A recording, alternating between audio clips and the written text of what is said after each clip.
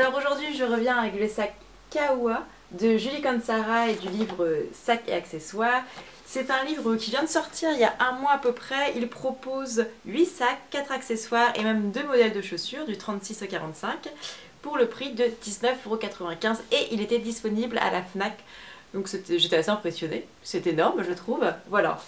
Les modèles ils sont très sympas. Voilà par exemple les modèles d'espadrilles.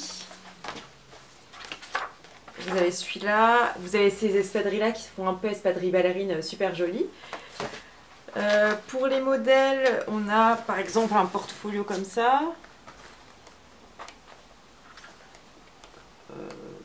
Liège j'aime moins, mais par exemple une petite pochette toute simple.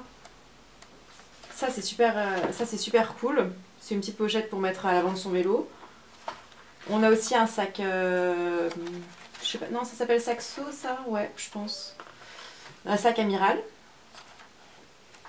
Et voilà celui que j'ai voulu faire, celui-ci, donc qui mélange de la jute avec du simili-cuir. J'ai quand même pas mal hésité à acheter ce livre parce que je sais pas si vous le savez, mais j'ai suivi l'année dernière un CAP maroquinerie et cette année je travaille en maroquinerie et je fais mes propres sacs, je vais vous les montrer.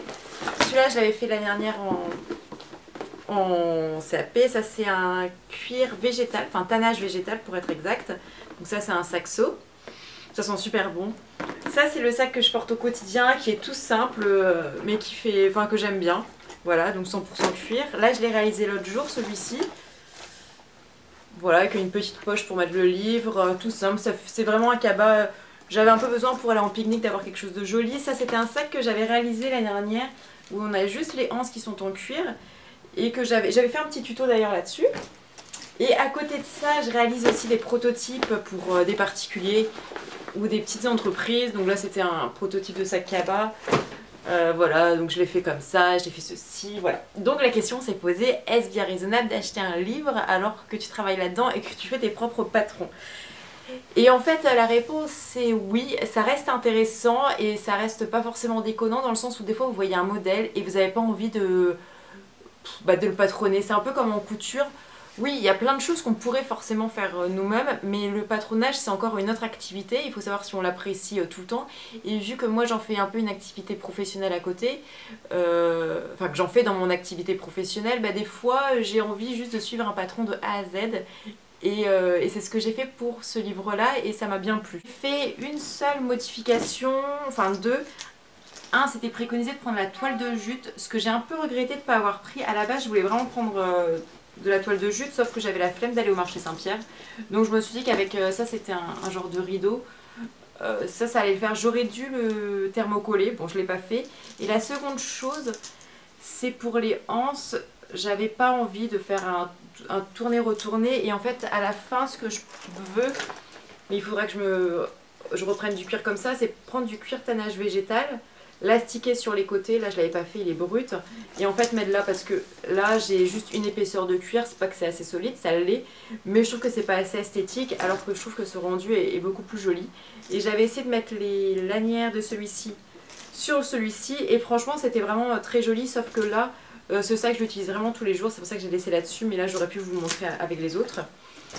Voilà, sinon les dimensions sont exactement celles du sac dans le livre.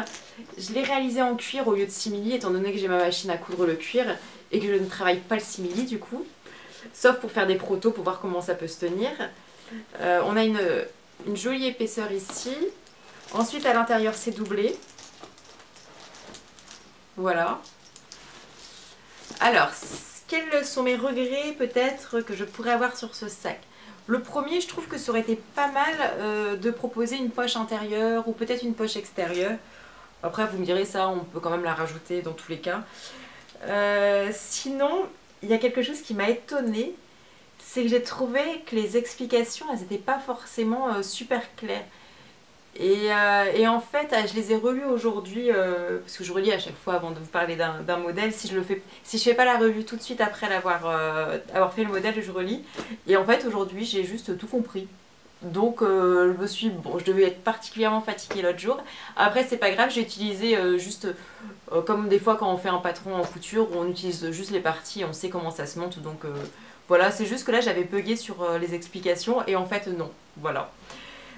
Sinon pour le sac, je le trouve super mignon. Je pense que le blanc c'était vraiment pas le meilleur choix parce que ça se salit et vu que j'ai mis du cuir là ça sera inlavable. Mais je trouve quand même que ça donne un petit côté bateau, un petit peu croisette, un petit peu cabas de plage, plutôt sympathique. Voilà. Que vous dire d'autre Rien, je pense. Il s'est monté très facilement. J'ai rien d'autre à dire. Voilà. Mais je vous laisse là et je vous souhaite une bonne journée. Salut!